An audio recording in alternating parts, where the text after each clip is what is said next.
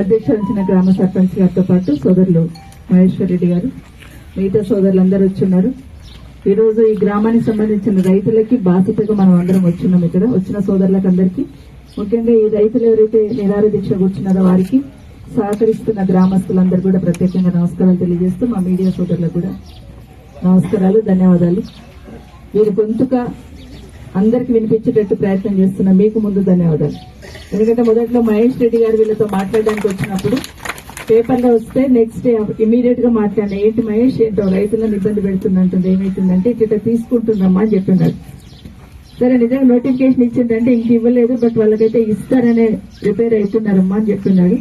ఆ రోజు నుండి రోజు మాట్లాడుతున్నాను నాతో, ఒక రోజు నుంచి ఒక రోజైనా మాట్లాడుతూ ఏం జరుగుతుందని కనుక్కుంటున్న సందర్భంలో మొన్న అసెంబ్లీలో కూడా గట్టిగా మాట్లాడాలని డిసైడ్ అయిపోయి మాట్లాడదాం అనుకున్న సందర్భంలో రైతులకు సంబంధించిన ల్యాండ్ అక్విజిషన్ మూసీ మీద ఒక క్వశ్చన్ ఉంటే క్వశ్చన్ పోస్ట్ పోన్, బీఆర్ఎస్ పార్టీకి సంబంధించిన ఎవరిది ప్రశ్న ఉన్నా ఇమీడియట్ గా కట్ చేసుకుని వెళ్ళిపోయే ప్రయత్నం చేస్తున్నారు. మొన్న అసెంబ్లీలో ఎక్కడ కూడా ల్యాండ్ సంబంధించి గానీ ల్యాండ్ అక్విజిషన్ సంబంధించి గానీ ఒక ప్రశ్న వస్తుందంటే ముందే పోస్ట్ పోన్ చేసుకొని పోయిన సందర్భం మొన్న అసెంబ్లీలో చూస్తున్నాం.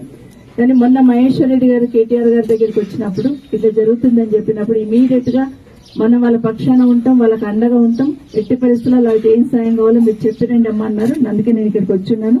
ఖచ్చితంగా కేసీఆర్ గారి నాయకత్వంలో బీఆర్ఎస్ పార్టీ రైతుల భూములు గుంజుకుంటుంటే ఎట్టి పరిస్థితులు ఉపేక్షించాం, ఖచ్చితంగా అండగా ఉంటామని చెప్పడానికి ఇక్కడికి రావడం జరిగింది. నేను హరీష్ రావు గారితో మాట్లాడుతూ నేను అక్కడ అటు పక్క వెళ్ళినప్పుడు మాట్లాడున్నాను. మన దగ్గరికి రమ్మని చెప్తే ఆల్మోస్ట్ 8 or 9 వస్తున్నారు. 8వ తారీఖు 9వ తారీఖు ఖచ్చితంగా హరీష్ రావు గారు వస్తున్నారు. తర్వాత కేటీఆర్ గారు కూడా ఇక్కడికి వస్తారు.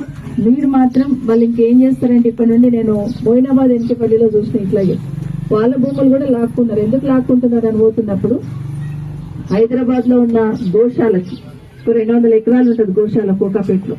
ఆ గోశాలకు సంబంధించిన భూమి ప్రభుత్వం తీసుకోవాలని, ఆ గోశాల వాళ్ళకి ఎన్నికపల్లిలో రైతులు చేసుకుంటున్న భూములు ఇవ్వాలని ఆలోచన ప్రభుత్వాన్ని. ఆ విధంగా వెళ్ళినప్పుడు ఎన్నికపల్లిలో మేము వెళ్ళినప్పుడు రైతులందరూ మంచిగా ఉన్నారు, ఒకటే మాట మీద ఉన్నారు. తర్వాత మెల్లిగా ఏం చేస్తారంటే లోపల ఇంట్లో వచ్చి డివైడ్ చేయడం, అంటే విడదీయడం. 10 మంది రైతులను ఒకసారి పట్టుకుపోవడం, 20 మంది రైతులను ఒకసారి పట్టుకుపోవడం. మీ సర్పంచ్ అభినందిస్తున్నా, పార్టీ కాంగ్రెస్ పార్టీ అయినా అట్లా ఒక్క మాట మీద ఉండి ఇప్పుడు లగచల్లో చూసినాం మనం. ఎట్టి పరిస్థితుల్లో మేము భూములు ఇవ్వమని ఢిల్లీ వరకు వచ్చి పోరాటం చేస్తున్నారు వాళ్ళు. సో నేనేమంటానంటే మన రైతన్నలందరినీ, రైతులు భూములు పోతున్న వాళ్ళందరూ కూడా అమ్మ మీరు ధైర్యంగా ఉండండి, ఖచ్చితంగా కొట్లాడదాం, లీగల్ గా కొట్లాడదాం. ఈ ప్రభుత్వానికి కళ్ళు తెరిచి విత్డ్రా చేసుకుంటే చాలా సంతోషం, విత్డ్రా చేసుకోకపోతే మీ పోరాటం లేకుండా మేము అండగా ఉంటాం, ఎంత లెవెల్ కైనా పోరాటం చేయడం సిద్ధంగా ఉంటామని చెప్పడానికి ఇక్కడికి రావడం జరిగింది. ఎన్నికపల్లిలో కూడా ఇట్లా 10-20 మందిని పక్క తీసుకెళ్లి మాట్లాడి డివైడ్ చేసి లాస్ట్ కి ఏం చేశారంటే కొంతమంది ఇస్తే మధ్యలో ఉన్న వాళ్ళు ఇరుక్కుపోయి ఇచ్చే పరిస్థితి తీసుకొచ్చున్నారు. అట్లాగే అజీజ్ నగర్ దగ్గర తీసుకుంటున్నారు, సంబంధం లేకుండా భూములు లాక్కుంటున్నారు. ఇప్పుడే మహేశ్వర్ రెడ్డి గారు చెప్పినట్టు మన జిల్లాలో రంగారెడ్డి ఉమ్మడి జిల్లాలో అంటే మెడిచల్ వదిలేద్దాం, రంగారెడ్డి వికారాబాద్ లో వెళ్తే దాదాపు 20-25 వేల ఎకరాల భూములు ఇప్పుడు ప్రభుత్వం చేతుల్లో ఉన్నాయి. వాళ్ళు నిజంగా కంపెనీలు తీసుకురావాలంటే నా నియోజకవర్గంలో మహేశ్వరం కందుకూరులో 14,000 ఎకరాలు ఉన్నాయి.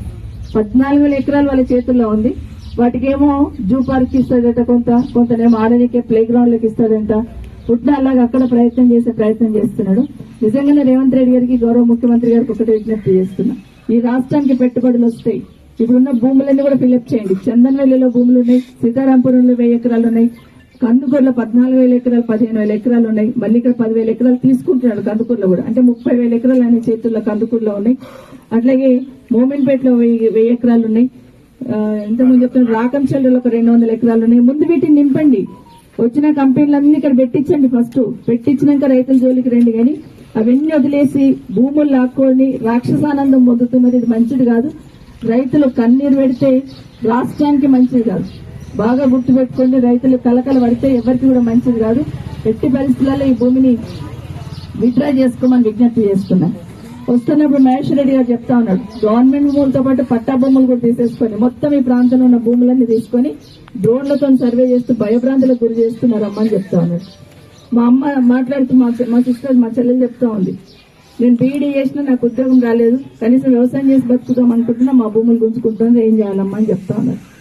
ఇప్పుడు మీ సర్పంచ్ గారు చెప్పినట్టు అమ్మ భూములు పడవేయకండి, మీరు భూముల దగ్గరికి వెళ్ళండి, భూములు దున్నుకునే ప్రయత్నం చేయండి, ఎవరు ఆపుతారో చూద్దాం. ఎందుకంటే వెళ్ళకపోతే ఏంటంటే వాళ్ళకి కావాల్సిందే అది. ఏం కాదు. ఇప్పుడు ఆ తమ్ముడు చెప్పినాడు కేసులు పెడితే ఏమైతుంది కేసులు పెడితే ఏం కాదు. మీరు ఏమనుకుంటున్నారంటే పోలీసు వాళ్ళు వచ్చి కేసులు పెడితేనేమో ఏమైనా అవుతుందేమో, ఏమీ కాదు. కేసులు పెడితే ఏం కాదు. మీరు భూముల దగ్గరికి వెళ్ళండి, దున్నుకోండి. మీరు భూములు పొతం చేసే ప్రయత్నం చేస్తే ఎవరో చెప్తారో చూద్దాం. ఏ అధికారి వచ్చి ఆపుతాడు, పోలీసు వాళ్ళు వచ్చి ఆపుతారో, ఎంఆర్ఓ వచ్చి ఆపుతాడా, కలెక్టర్ వచ్చి ఆపుతాడా, లోకల్ శాసనసభ్యులు వచ్చి ఆపుతారు, ఎవరు ఆపుతారో చూద్దాం. చూడకుండా మనమే పోకుండా మనమే మన భూమిని మనం పడా వేసుకుని వాళ్ళకి అప్పచెప్పినట్టు అవుతుంది. మీ భూములు మీరు ఎట్లా ఎండాకాలంలో పొతం చేసుకుంటాం మనందరికీ తెలుసు. దున్నుకోవడము, కట్టేరుకోవడం అంతా చేస్తూ ఉంటాం కదా, చేసుకోండి. ఒకసారి చేసుకుంటే ఒకసారి పోరాటం చేద్దాం. మీ భూముల మీద మీరు భూమి ఉంటేనే పోరాటం చేసే ప్రయత్నం చేద్దాం. ఇంకోటి ఏం చేస్తారు, ఇప్పుడు మీరు 2 నెలలు మీరు పొలం దున్నుకొని చేయకపోతే పడవ పడిపోయిన భూములను చూపిస్తారు. నెక్స్ట్ ఏం చూపిస్తారు, ఎవరు వచ్చిన పంటలు లేవు, ఏం లేవు, పంటలు లేని భూములను చూపించే ప్రయత్నం చేస్తారు. కాబట్టి మీ భూముల మీద మీరు ఉండండి, ఖచ్చితంగా ఫైట్ చేద్దాం. ముఖ్యమంత్రి గారికి కూడా ఆలోచన ఉండాలి. పక్కనే కొడంగల్ నియోజకవర్గంలోనే ముఖ్యమంత్రి ఏంటంటే పరిగి వాళ్ళు చాలా సంతోషపడ్డారు. అబ్బో మా పక్కనే ఉన్నాడు ముఖ్యమంత్రి, మాకేదో బంగారం అయిపోతుంది, మా భూములన్నీ మంచిగా అయిపోతాయి అనుకున్నారు. తీరా చూస్తే ఒక రాక్షసుడిలాగా, ఒక రాక్షసానంద మొదటి ప్రభుత్వం ఏం చేస్తుందంటే ఎక్కడ పడితే అక్కడ భూములు లాక్కునే ప్రయత్నం చేస్తా ఉంది. మీరు గట్టిగా ఉండండి. మళ్ళీ చెప్తున్నాను, బీఆర్ఎస్ పార్టీ తరఫున మీకు